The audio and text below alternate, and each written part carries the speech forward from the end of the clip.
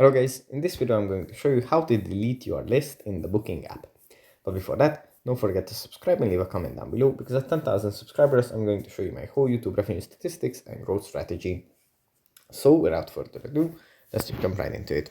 First we have to open up the Booking app, and here it opens up in the search menu where we have our where we can look for accommodations. From here we just tap on saved. This opens up our lists. And here, if we want to get rid of one, we find the one that we want to delete. For example, the 2024.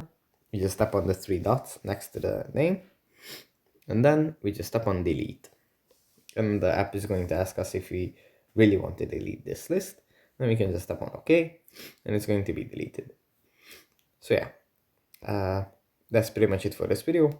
Hope it was helpful for you guys, and I'll see you in the next one. Bye.